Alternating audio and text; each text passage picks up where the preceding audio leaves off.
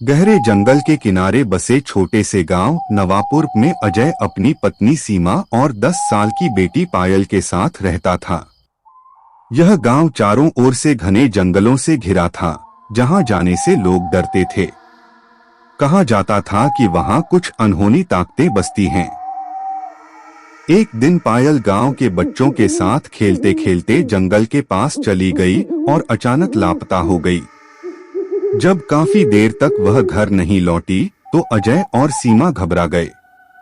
पूरे गांव में पायल को ढूंढा गया, लेकिन वह कहीं नहीं मिली। अजय ने अपनी बेटी को खोजने का फैसला किया और एक टॉर्च और लाठी लेकर जंगल की ओर चल पड़ा। गांव के बुजुर्गों ने उसे मना किया, लेकिन पिता का दिल मानने को तैयार नहीं था। जंगल में घुसते ही अजय को अजीब सी ठंडक महसूस हुई। हवा में सन्नाटा था, पेड़ अंधेरे में डरावने लग रहे थे।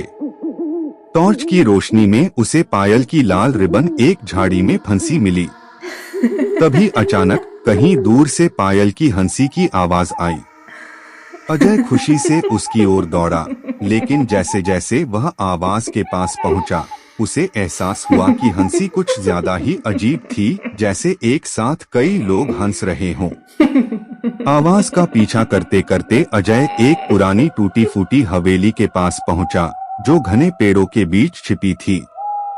गांव में इस हवेली के बारे में कहा जाता था कि यह श्रापित है और यहाँ जो भी गया वह कभी वापस नहीं आया। अजय ने हिम्मत जुटाकर हवेली के दरवाजे को धक्का दिया। अंदर अंधेरा था, दीवारों पर पुरानी तस्वीरें टंगी थीं और हर कोने से सड़ांध की बदबू आ रही थी। अचानक उसे फिर से पायल की हंसी सुनाई दी। वह तेजी से उस दिशा में भागा और एक कमरे में पहुंचा। कमरे के बीच में पायल खड़ी थी, लेकिन जब उसने अजय की ओर देखा तो उसकी आंखें काली थीं, चेहरे पर अजीब सी मुस्कान थी। अजय सहम गया। पायल, उसने धीरे से पुकारा। पायल मुस्कुराई और बोली, पापा, पापा गए। उसकी आवाज में कुछ अजीब था, जैसे वह उसकी बेटी न होकर कोई और हो। तभी अजय को एहसास हुआ कि कमरे की दीवारों पर खून से कुछ लिखा हुआ था। यहाँ जो आया वो कभी लौट नहीं पाया। अचानक पायल की हंसी गूंजने लगी और हवेली की खिड़कियां अपने आप खुलने लगी। हवा के तेज झोंकों से मोमबत्तियां बुझ गईं। कमरे में भयानक अंधेरा छा गया। अजय के रोंगटे खड़े हो गए।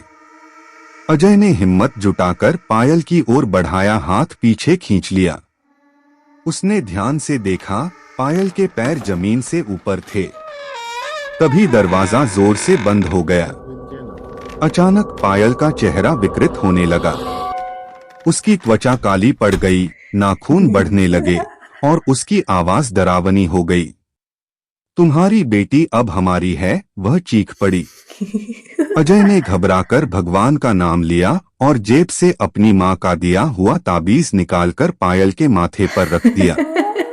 तभी पायल जोर से चिल्लाई और पूरा कमरा जोर जोर से हिलने लगा।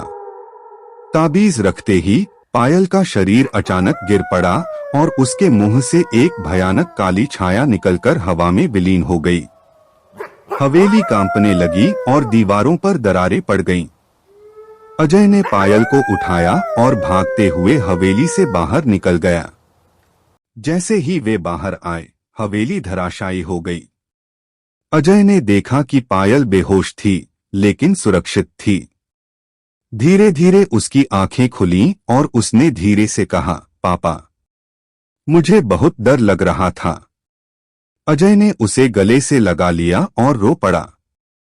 अगले दिन अजय ने गांव के बुजुर्गों को यह सब बताया।